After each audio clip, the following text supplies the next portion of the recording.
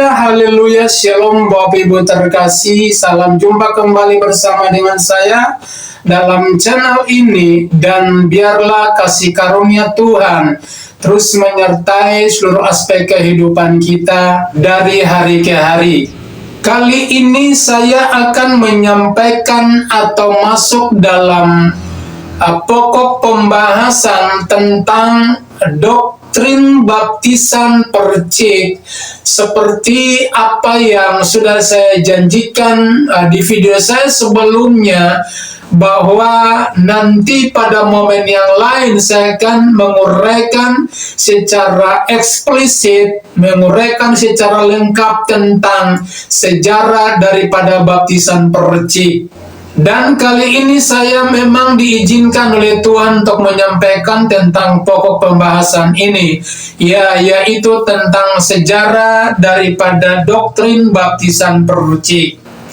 Nah, saudara-saudara, saya sadari benar bahwa doktrin tentang baptisan percik ini atau doktrin tentang baptisan ini seringkali menjadi polemik di kalangan gereja-gereja Tuhan, baik gereja-gereja yang beraliran Protestan maupun gereja-gereja yang beraliran karismatik. Namun apa yang saya sampaikan saat ini bukan untuk menanding-nandingi atau bukan untuk mencari doktrin baptisan mana yang benar atau mana yang salah, tidak. Tapi apa yang saya sampaikan ini merupakan sebuah masukan dan juga merupakan bentuk edukasi saya kepada Bapak Ibu saudara-saudara sekalian, supaya kita boleh berpikir secara logik, kita berpikir secara rasional. Apa yang kita lakukan menyangkut tentang kehidupan keselamatan jiwa kita, apa yang kita perbuat itu apakah benar sesuai dengan dasar Alkitabiah ataukah sesuai dengan ajaran turun-temurun atau ajaran turunan. Dan saya ingin sampaikan bahwa apa yang saya bahas tentang doktrin daripada baptisan percik ini, saya tidak menyampaikan secara teologis atau dogmatis, karena saya tahu bahwa setiap gereja yang melakukan atau melaksanakan baptisan percik ini mempunyai alasan atau teologis, dogmatis yang harus saya hargai atau harus dihormati. Sebelum saya menyampaikan tentang topik ini, Bapak Ibu Saudara, perlu saya sampaikan bahwa dalam kurun waktu yang cukup panjang, saya berupaya untuk menggali rahasia tentang baptisan, baik baptisan pertobatan, baptisan percik atau baptisan air, atau baptisan selam. Saya menggali, saudara, rahasianya dengan waktu yang cukup panjang. Dan kali ini, saudara-saudara, kita akan melihat dan saya berharap bagi Bapak Ibu yang mendengar serta menonton serta menerima pengajaran ini, mari kita tanggalkan kesombongan kita, tanggalkan rasa ingin lebih daripada yang lain, ego kita, ketinggian hati kita rendahkan hati untuk kita menerima setiap pengajaran yang disampaikan oleh siapapun, bukan saya sendiri, tapi pengajaran firman oleh hamba Tuhan siapapun, perlu dengan rendah hati kita hormati dan kita hargai, saudara-saudara. Dan apa yang saya sampaikan ini, saudara-saudara, ini saya lakukan menggali dari berbagai sumber yang objektif, dan kemudian ini saya berbicara dari sisi historis atau sisi sejarah. Nah, kita lihat saudara-saudara, sejarah daripada baptisan percik ini berawal dari sebuah keputusan yang diambil oleh seorang kaisar yang cukup terkenal di kalangan kerajaan Romawi, yaitu Kaisar Theodosius yang berkuasa pada saat itu. Saudara-saudara, keputusan yang diambil oleh Kaisar Theodosius ini, ya, ini sangat mengejutkan seluruh warga kerajaan Romawi karena diharuskan supaya seluruh warga kerajaan Romawi harus beragama Kristen. Saudara-saudara, keputusan yang diambil oleh Kaisar Theodosius ini juga disebut sebagai dekret Kaisar Theodosius. Bapak Ibu, keputusan yang diambil oleh Kaisar Theodosius ini memang mengharuskan semua warga kerajaan Romawi atau masyarakat kerajaan Romawi untuk harus memeluk agama Kristen. Dan siapapun yang tidak memeluk agama Kristen di dalam kerajaan Romawi, maka dia akan berhadapan dengan tentara kerajaan Romawi, atau dia akan berhadapan ya dari sisi hukum, saudara-saudara. Nah, keputusan yang disertai dan ketegasan ini, saudara, membawa dampak yang negatif bagi masyarakat atau warga kerajaan Romawi, ya, sehingga mereka dihantui oleh roh kecemasan, dihantui oleh roh ketakutan, sehingga ya tidak ada alasan bagi masyarakat Romawi untuk terus bertahan dalam aliran kepercayaan mereka, tapi mau tidak mau harus mengikuti aturan yang ada di dalam kerajaan Romawi yang telah diterbitkan atau diputuskan oleh Kaisar Theodosius ini, Bapak Ibu. Perlu diingat Bapak Ibu bahwa kalau berbicara tentang kerajaan Romawi, maka itu juga berbicara tentang gereja Katolik. Karena gereja dengan kerajaan tidak bisa dipisahkan satu dengan yang lainnya. Dari awal kerajaan ini berdiri sampai dengan saat sekarang ini, ya, gereja dan kemudian kerajaan itu harus berjalan sama, harus sejajar. Tidak boleh negara lebih tinggi daripada gereja atau gereja lebih tinggi daripada negara. Maka sistem pemerintahan yang ada di kerajaan Romawi adalah pemimpin kerajaan itulah pemimpin gereja. Pemimpin gereja itu adalah pemimpin kerajaan yang dipimpin oleh seorang paus, ya, pemimpin tertinggi dari gereja Katolik Roma atau pemimpin tertinggi di dalam kerajaan Romawi, saudara-saudara. Bapak Ibu bisa bayangkan dampak daripada keputusan yang dikeluarkan oleh Kaisar Theodosius ini mengakibatkan ya terjadi kristenisasi massal, membuat banyak orang menyerahkan diri kepada Tuhan, dan syarat untuk menjadi Kristen pada saat itu adalah harus menerima baptisan, ya, sebagai suatu tanda bahwa ketika seseorang dibaptis berarti sudah menjadi Kristen. Nah, saudara-saudara, baptisan yang dilaksanakan pada saat itu atau pada saat perintah itu dikeluarkan itu bukan baptisan percik. Kenapa? Karena saat itu baptisan percik belum diberlakukan, tapi saat itu yang diberlakukan adalah baptisan selam.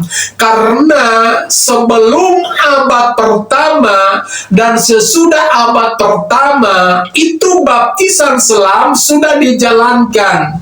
Buktinya, faktanya, dalam kitab 1 Korintus pasal yang ke-10 ayat yang kedua berkata bahwa semua yang menjadi pengikut Musa telah dibaptis di dalam awan dan dibaptis di dalam laut. Kata di dalam ini, saudara-saudara, ya, ini membuktikan bahwa bangsa Israel, bangsa Yahudi, khususnya bagi pengikut Musa, itu mereka sudah masuk di dalam baptisan air atau baptisan di laut, ya, masuk dalam air, saudara-saudara. Jadi kita melihat, saudara-saudara, bahwa gelombang kristenisasi, bahkan gelombang penyerahan diri daripada masyarakat kerajaan Romawi pada saat itu, mereka mendatangi sungai-sungai yang ada di seluruh kerajaan Romawi, bahkan mendatangi kolam-kolam air yang ada di kerajaan Romawi. Itu bukan ribuan orang, tapi itu jumlahnya tidak sedikit, jumlahnya jutaan orang, dan tidak mungkin jutaan orang itu harus dilakukan baptisan secara selam. Nah, saudara-saudara, perlu kita ketahui bahwa pada saat perintah itu dikeluarkan dan terjadi gelombang kristenisasi, penyerahan diri mereka untuk melakukan baptisan pada saat itu terjadi musim salju yang begitu hebat, sehingga mengakibatkan kolam-kolam air tertutup dengan salju, dan kemudian kolam-kolam atau sungai-sungai pun tertutup dengan salju, sehingga tidak ada banyak air untuk dilakukan baptisan secara selam. Nah, itulah sebabnya, saudara-saudara, ada salah seorang yang petinggi dari gereja Katolik Roma, ya, beliau adalah seorang uskup agung yang bernama Ciprian. Ciprian ini adalah orang yang pertama kalinya yang mengizinkan atau mengambil kebijaksanaan untuk melakukan, ya, baptisan secara percik, saudara-saudara. Nah, dari sinilah terbentuk atau lahirnya baptisan percik. Namun sebelumnya tidak ada baptisan percik, hanya yang ada baptisan selam. Nah, setelah kebijakan yang diambil oleh, ya, uskup agung ini, yaitu Ciprian, ya, dia seorang tokoh gereja Katolik yang luar biasa, mengambil keputusan ini, dan pada saat itu baptisan percik mulai dilaksanakan. Jadi saya ingin membuka wawasan kita supaya kita mengerti bahwa pada saat itu dua bentuk baptisan dilaksanakan atau dilakukan di dalam kerajaan Romawi. Yang pertama adalah baptisan selam, dan kemudian yang kedua adalah baptisan percik. Nah, saudara-saudara, perlu kita ketahui bahwa tujuan daripada baptisan percik ini sebenarnya bukan diarahkan atau bukan ditujukan kepada orang yang sehat, tidak, tapi ditujukan kepada orang-orang yang sudah bertobat namun mereka dilanda oleh sakit penyakit yang parah yang tidak bisa bangun dari tempat tidurnya. Nah, baptisan percik ini harus dilaksanakan kepada mereka yang mengalami sakit yang parah, yang tidak bisa bangun dari tempat tidur. Nah, baptisan percik ini buat orang-orang sakit ini yang menjadi alasan yang kuat, saudara-saudara, sehingga baptisan percik ini bisa dilaksanakan di dalam kerajaan Romawi. Kedua baptisan ini, saudara-saudara, ini berjalan dari tahun 380 setelah uskup agung Ciprian mengizinkan hal ini terjadi. Jadi berjalan dari tahun 380 sampai dengan 1311. Tahun 1311 diadakan konsili dari kerajaan Romawi di Ravenna, saudara. Ya, pada saat itu hasil daripada konsili itu diputuskan bahwa baptisan selam ditiadakan dan disahkan baptisan percik sebagai satu-satunya baptisan resmi di Gereja Katolik Roma atau di Kerajaan Romawi, dan kemudian baptisan percik itu merupakan tradisi dari Gereja Katolik. Jadi Bapak Ibu Saudara-saudara, ya, jika kita telah melakukan baptisan percik pada waktu kita masih anak-anak, itu jelas bahwa kita melakukan tradisi daripada Gereja Katolik di Roma. Setelah baptisan percik ini resmi menjadi baptisan di Gereja Katolik Roma dan dijadikan sebagai tradisi daripada Gereja Katolik Roma, maka baptisan selam sama sekali sudah tidak ada. Ya, namun setelah sampai kepada Martin Luther, yaitu tepat tanggal 31 Oktober tahun 517, ya, di situ merupakan awal daripada pergerakan reformasi yang direformasi oleh Martin Luther. Ya, jadi setelah Martin Luther memisahkan diri dari Gereja Katolik Roma, ya, setelah Martin Luther memisahkan diri, maka pada saat itu kembali dilakukan baptisan selam dan baptisan percik, dan sampai pada waktu Martin Luther kembali ke negaranya, ajaran yang dia bawa itu sampai ke negara-negara Eropa, sampai masuk ke negara Belanda, dan pada akhirnya ketika bangsa Indonesia dijajah oleh Belanda, penginjil-penginjil Belanda yang mereka datang ke Indonesia dan membawa tentang doktrin atau cara daripada baptisan percik ini, sehingga dilakukan bagi orang-orang Kristen yang ada di Indonesia, dan itu masih berjalan sampai dengan saat sekarang ini. Timbul pertanyaannya seperti ini, Bapak Ibu, apakah baptisan percik itu alkitabiah? Saya harus jujur mengatakan bahwa baptisan percik itu tidak bersifat alkitabiah, karena saya punya beberapa alasan. Alasan yang pertama adalah baptisan percik itu baru ada pada abad ketiga, sementara abad-abad sebelum abad ketiga itu yang dilakukan di dalamnya adalah baptisan selam.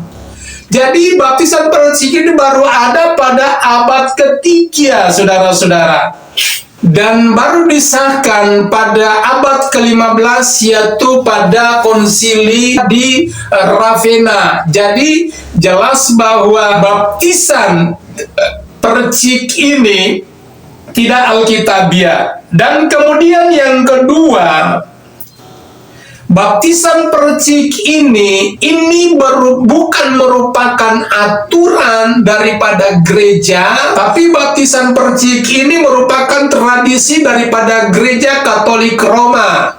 Ya, bukan tradisi dari gereja Protestan, bukan, tapi ini tradisi dari Gereja Katolik Roma. Dan kemudian alasan yang ketiga adalah karena baptisan yang bersifat alkitabiah itu adalah baptisan bagi orang-orang yang dewasa, sementara baptisan percik yang kita lakukan pada waktu kita masih bayi itu kita belum mengerti apa-apa. Artinya, ya, baptisan percik itu kita lakukan pada waktu kita masih bayi atau kita belum bertobat. Itu yang menjadi alasan yang ketiga, saudara-saudara. Jadi sekali lagi saya mau tegaskan bahwa jelas baptisan percik itu bukan baptisan secara alkitabiah. Memang saudara-saudara, saya perlu beritahu bahkan tegaskan di sini bahwa ada kata percik di dalam Alkitab, tapi tidak punya kaitan dengan baptisan, saudara-saudara. Kata percik dalam Alkitab itu punya kaitan dengan sistem peribadatan yang dilaksanakan di dalam kemah tabernakel atau kemah yang dibangun oleh Musa. Jadi imam-imam sebelum mereka melayani dalam ruang sucinya Tuhan, mereka perlu diperciki dulu dengan air pembersihan atau sampai kepada alat-alat yang ada di dalam kemah tabernakel yang dibangun oleh Musa. Itu perlu diperciki dulu, saudara-saudara, tapi tidak punya kaitan dengan baptisan, ya. Karena nanti saya akan jelaskan lebih panjang lagi, saudara, lebih dalam lagi berdasarkan bahasa aslinya. Jadi kita lihat, saudara-saudara, bagian yang pertama itu adalah baptisan percik itu diizinkan oleh Ciprian sebagai seorang uskup agung, tokoh Katolik yang berkuasa pada saat itu. Dan kemudian kita melihat yang kedua, di dalam kitab Dedas, saudara, kitab ini diperkirakan ditulis sekitar tahun 100 sampai dengan 120 Masehi dan ditemukan pada tahun 1873 oleh Philotheus Bryennius. Beliau adalah seorang direktur Sekolah Tinggi Teologi Yunani Konstantinopel dan dipublikasikan pada tahun 1883, memuat cara baptis secara percik sebagai pengganti cara baptis Islam jika air yang dibutuhkan tidak memadai. Nah, isi yang terkandung dalam kitab Dedas ini adalah mengenai pembaptisan.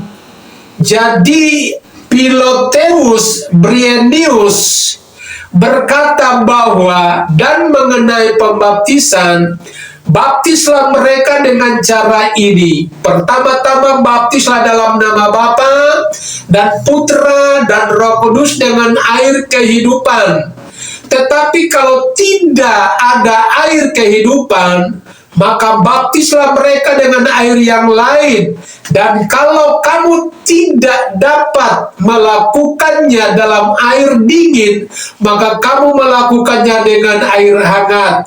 Tetapi kalau kamu tidak juga punya semuanya itu, maka curahkanlah air 3 kali di atas kepala dalam nama Bapa, Putra, dan Roh Kudus. Ada syaratnya, Bapak Ibu. Jadi kalau bagi yang membaptis atau yang dibaptis, sebelum melaksanakan upacara baptisan air ini, kedua-duanya harus berpuasa terlebih dahulu, paling kurang 2 hari atau 3 hari. Setelah selesai berpuasa 2 hari atau 3 hari, baru masuk dalam baptisan air atau ya baptisan percik. Kemudian saudara-saudara, kita lihat bagian yang ketiga. Menurut buku History of the Christian Church yang ditulis oleh Philip Scaff, halaman 191 mengatakan bahwa baptisan percik dilakukan di gereja Katolik pada awalnya bagi orang-orang yang bertobat atau orang-orang yang dewasa yang mengalami sakit parah sehingga tidak bisa atau tidak mungkin dilakukan baptisan selam di tempat tidurnya. Nah, kondisi sakit berat ini merupakan alasan yang kuat untuk dilakukan baptisan percik. Saudara-saudara, jika kita mengacu kepada bahasa asli daripada baptisan, ya dalam bahasa Greka, saudara-saudara, yaitu baptisan itu adalah baptiso, ya, yang berarti dimasukkan ke dalam air atau diselamkan, dibenamkan ke dalam air. Sementara kalau kita kaitkan dengan baptisan percik, maka Baptisan percik tidak dibenamkan atau dimasukkan ke dalam air. Nah, kalau dalam bahasa asli itu harus dimasukkan ke dalam air atau benamkan ke dalam air. Saudara-saudara, timbul sebuah pertanyaan seperti ini. Bolehkah dibaptis ulang? Jawaban saya sederhana, Bapak Ibu. Boleh dibaptis ulang. Kenapa? Karena kalau kita dibaptis ulang itu berarti kita melakukan firman Allah. Baptisan ulang itu dijamin oleh firman. Mari kita melihat Bapak Ibu, kenapa kita boleh dibaptis ulang. Alasan yang pertama adalah karena waktu kita masih bayi, kita belum mengerti apa-apa. Kita belum bertobat dan kita belum percaya. Sementara kalau kita lihat di dalam kitab Kisah Para Rasul pasal yang ke-19, ayat yang ke-5 dan ayat yang ke-6, dia berkata begini. Ketika mereka mendengar hal itu, mereka memberi diri mereka dibaptis dalam nama Tuhan Yesus. Dan ketika Paulus menumpangkan tangan di atas mereka, turunlah Roh Kudus di atas mereka, dan mulailah mereka berkata-kata dalam bahasa roh dan bernubuat. Jadi saudara-saudara, ketika mereka mendengar penjelasan, pengajaran disampaikan oleh Rasul Paulus, maka mereka memberi diri mereka dibaptis dalam nama Tuhan Yesus. Saudara-saudara, kita lihat. Dan alasan yang kedua adalah pada waktu kita dibaptis, kita masih bayi. Kita hanya dibaptis dalam nama Bapa, Anak, dan Roh Kudus. Tapi nama Yesus tidak diikutsertakan di dalam baptisan itu. Sementara kita tahu bahwa dasar keselamatan kita itu hanya ada di dalam nama Yesus Kristus. Jadi saudara-saudara, baptisan yang didasarkan hanya dalam nama Bapa, Anak, dan Roh Kudus itu hanya merupakan perintah daripada Tuhan Yesus kepada murid-muridnya. Tapi isi daripada perintah itu murid-murid belum melaksanakannya. Murid-murid belum mengeksekusinya. Kenapa? Karena guru masih ada di tengah-tengah mereka. Setelah guru mereka diangkat dari hadapan mereka, dan barulah di situ mereka memberitakan Injil dan membaptiskan orang di dalam nama Bapa, Anak, dan Roh Kudus, yaitu di dalam nama Tuhan Yesus Kristus. Kemudian kita juga bisa melihat di dalam kitab Kisah Para Rasul pasal yang ke-10 ayat yang ke-47 dan 48, Petrus juga melakukan hal yang sama, menyuruh murid-murid yang sudah menerima Roh Kudus, mereka disuruh untuk kembali dibaptis dengan air, ya, dalam nama Tuhan Yesus, dan mereka melakukannya. Apakah ini salah? Tidak, saudara. Jadi firman Tuhan memvalidasi, firman Tuhan menjamin untuk kita bisa melakukan baptisan ulang. Kemudian Bapak Ibu Saudara-saudara, kita melihat alasan yang berikut, ya. Alasan yang berikut kenapa kita harus dibaptis ulang. Karena waktu kita dibaptis masih bayi, itu kita tidak mengerti apa-apa atau kita belum bertobat. Nah, kita bisa lihat itu, atau waktu kita masih bayi dan dibaptis, itu kita tidak menyerahkan diri secara pribadi, tapi kita digendong oleh orang lain, kita dituntun oleh orang lain. Lebih jelas lagi, Waktu kita masih bayi, kita dibawa ke gereja, itu kita masih digendong oleh orang tua kita. Sementara firman Tuhan berkata, orang yang dibaptis itu, mereka masing-masing memberi diri mereka. Ini bicara tentang baptisan yang dewasa dalam Tuhan. Ini berbicara tentang baptisan pengampunan dosa. Nah, itulah sebabnya saudara-saudara, kalau kita lihat dalam Kisah Para Rasul, pasal yang kedua, ayat yang ke-37 dan 38 jelas sekali firman Tuhan mengatakan, ketika mereka mendengar hal itu, hati mereka sangat terharu, lalu mereka bertanya kepada Petrus dan rasul-rasul lain, apakah yang harus kami perbuat saudara-saudara? Jawab Petrus kepada mereka, bertobatlah, dan hendaklah kamu masing-masing memberi dirimu dibaptis dalam nama Yesus Kristus untuk pengampunan dosamu. Jadi jelas firman Allah Bapak Ibu, ya, jelas firman Tuhan. Ya, jadi orang yang dibaptis itu adalah orang yang sudah dewasa, orang yang sudah akil balik, yang sudah tahu membedakan di mana dosa, di mana yang jahat, di mana yang benar, dan orang yang dibaptis itu masing-masing menyerahkan diri sendiri tanpa dituntut oleh siapapun. Jadi saudara-saudara, Bapak Ibu yang diberkati Tuhan, kalau kita melihat Yesus memberikan contoh bagi kita, baptisan yang kita lakukan pada saat kita masih bayi, baptisan percik, itu kita tidak masuk ke dalam air. Sementara kalau baptisan yang dilakukan oleh Yesus, kalau kita baca dalam kitab Matius pasal 3 ayat ke-16, firman Tuhan berkata, sesudah dibaptis, Yesus segera keluar dari air. Pertanyaannya, berarti sebelum dibaptis Yesus ada di mana? Yesus tentu ada dalam air, dan setelah dibaptis baru Yesus keluar dari air. Berarti Yesus tadinya ada dalam air. Waktu kita masih bayi, ya, lalu dipercik air di kepala, kita tidak masuk ke dalam air, tapi kita cuma dicurahkan air di kepala 3 kali. Jadi saudara-saudara yang diberkati Tuhan, sekali lagi saya ingin tegaskan, ya, bahwa bolehkah kita dibaptis ulang? Saya mengatakan bahwa boleh kita dibaptis ulang. Tidak salah saudara, karena kita menggenapi firman Tuhan di dalam kehidupan kita. Puji nama Tuhan, saudaraku yang diberkati Tuhan.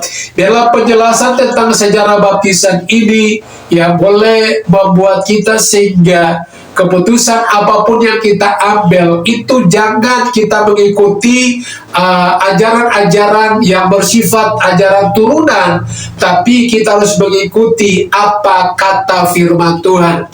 Puji Tuhan saudara-saudara, jadi kita sudah bisa tahu, kita sudah bisa membedakan, ya, di mana baptisan percik dan di mana baptisan selam. Apakah baptisan air dalam bentuk baptisan selam itu sesuai dengan Alkitab, ataukah baptisan percik sesudah Alkitab? Keputusan jawaban itu ada di dalam tangan Bapak Ibu saudara-saudara sekalian. Puji Tuhan, amin buat firman Tuhan, dan Tuhan Yesus memberkati kita sekalian. Shalom.